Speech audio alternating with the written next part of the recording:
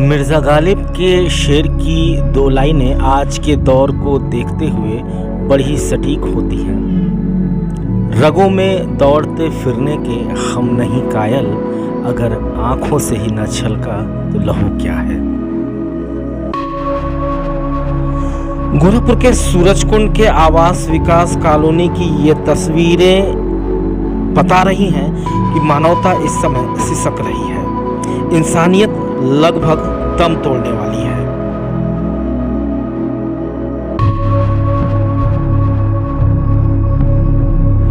लोगों के खौफ का अंदाजा इसी बात से लगाया जा सकता है कि रात भर से मृत पड़ा शव उसको कोई देखने तक नहीं गया। परिजन और रिश्तेदारों की बात तो दूर है, कोई झांकने तक नहीं आया और तब पहुंची वहां पर गोरखपुर नगर निगम की इंफोर्समेंट टीम। आइए देखते हैं पूरा मामला क्या है। कोरोना काल में वास्तव में ये कोरोना काल बन गया है। हम यहाँ पर राजघाट पे खड़े हैं, जहाँ पर लगातार शव का अग्निदाह संस्कार किया जा रहा है। दरअसल हम चाहते नहीं थे ये चीज़ को दिखाना, लेकिन ये जनहित के लिए कितना ज़्यादा ज़रूरी है, क्योंकि इस समय मानवता मर गई है और इंसानियत त्राहिमाम कर रही है। यहाँ पर एक डेड बॉडी गोरखपुर में मिली, एक महिला की। उनको कोई छूने वाला नहीं था, उनको कोई छूने वाला नहीं था। उनके परिजन भाग गए, उनके पति ऑन बेड हैं, उनको कोई संतान नहीं है, कोई रिश्तेदार आया तक नहीं।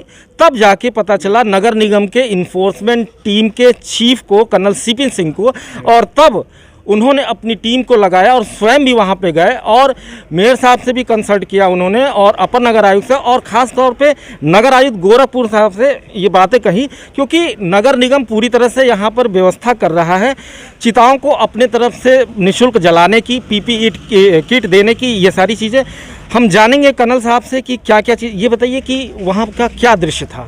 दृश्य ये था कि अभी ये बड़ा इस समय जो माहौल है, बड़ा मतलब ऐसा माहौल है कि भगवान ना करे ऐसा कभी माहौल हम लोग को देखने में मिले। फिर भी अब हम लोग चूँकि सरकारी कर्मचारी हैं और सरकार पब्लिक के साथ में है। एक कल भी एक दुखद घटना हुई थी, उसमें हम लोग गए और उसको उन्होंने हेल्प, जैसे ही कोई सरकार को ट्वीट करता है या कुछ पता लगता है या सरकार के माध्यम से जैसे सरकार को कोई चीज़ पता लगती है जिला प्रशासन को। आज ही एक वाक़या आया करीब हमारी अभी 2 घंटा पहले, एक अपना श्रीमती प्रेमलता पांडे, वाइफ ऑफ दिनेश पांडे, ये अपने सूरजकुंड के पास एक पुल है और ऑपोजिट डॉक्टर खड़े हैं, उनके सामने एक अच्छा सा घर, आलीशान घर, उसके सामने बॉडी रखी है और कोई छूने वाला नहीं है।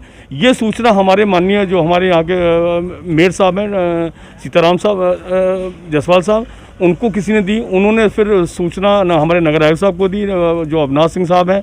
अविनाश सिंह साहब ने हमें बोला, मैं कहीं जा रहा था खुद को दिखाने के लिए, वहाँ से वापस मैं रास्ते से मैं लौटा और लौटने के बाद उन्होंने बोला कि कर्नल साहब ये तुरंत इस पर आप अटेंड करिए।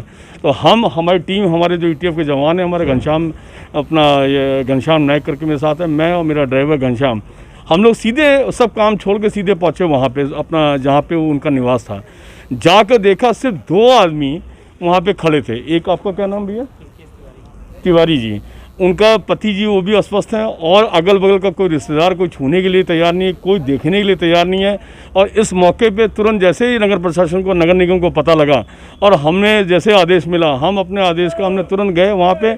बॉडी तुरंत हमने, जो हमारा ड्राइवर है अश्विनी, इसका एम्बुलेंस वैन का सीएमओ साहब के पीए हैं मनीष त्रिपाठी जी, उन्होंने अश्विनी जी को भेजा। अश्विनी उनके घर पे पहुंचे, हमने उस बॉडी वहाँ पे हमने रखवाई। हमारे उनके रिश्तेदार हैं हमारे साथ तिवारी जी, और लेके तुरंत आए और तुरंत अभी हमने इसका अपना जो हमारा शवगृह हमारा जो कि फ्री निःशुल्क है, जो यहाँ पे नगर प्रशासन की तरफ से बिल्कुल नगर निगम में हमारे अपने जो हमारे अपने आयुक्त साहब हैं, उन्होंने बिल्कुल फ्री रख रखा है और सरकार ने बिल्कुल ये फ्री करके रखा है। और हमने तुरंत इसको अभी इसमें बॉडी इनकी अंतिम जो लास्ट राइट हिंदू राइट के साथ, जो हमारा हिंदू का रीति रिवाज है उसके साथ हम लोग भी करने जा रहे हैं। मतलब समय नहीं लगाया, मतलब 1 घंटे में जैसे सूचना सरकार के पास मिली, हम लोग सक्रिय हुए, लेके आए और हमारे साथ हैं। बाकी की जानकारी, क्योंकि ये चीज़ें बहुत बताने लायक नहीं है। कर्नल साहब, एक चीज़ हमारे दर्शकों की जानकारी के लिए, नगर निगम ने यहाँ पे लकड़ियों की व्यवस्था की, इलेक्ट्रिक सौदा में निःशुल्क व्यवस्था की, ये सारी चीज़ें, साथ में पीपीई किट भी दे रहा है अगर परिजन चाहें तो उनका अंतिम संस्कार करने के लिए। फिर इतनी सारी बातें हम लोग लगातार न्यूज़ वॉच 18 चैनल के माध्यम से भी बता रहे हैं, इतना डर क्यों है आखिर? ये देखिए, ये डर ऐसे अचानक लोगों के दिमाग में किस चीज़ का डर है, मैं ये समझ नहीं। जब से हम लोग को यहाँ पे अगर ड्यूटी मिला तो वहाँ पर आके मैंने जो अध्ययन किया है, यहाँ पे एक इलेक्ट्रिकल शॉपगृह है, उसमें एक महेश नाम का आदमी है और उसकी वाइफ है जो ये बॉडी करीब 2 साल से जला रही है। और हमने उनसे जब पूछा कि यार तुम्हें डर नहीं लगता है? बोला साहब हमें तो आज तक जुकाम भी नहीं हुआ।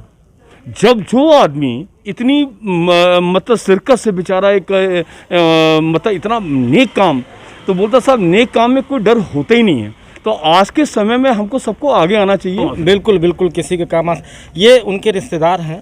भैया आप बताइए वहाँ का क्या दृश्य था? कोई भी नहीं आया था? नहीं, वहाँ पे कोई नहीं था। मैं सुबह में आया हूँ तो वहाँ पे डेड बॉडी पड़ी हुई थी कल रात से ही। हम लोग कल शाम को उनसे बात किए, वो बोली कि तबीयत ख़राब है, बोल नहीं पा रही थी।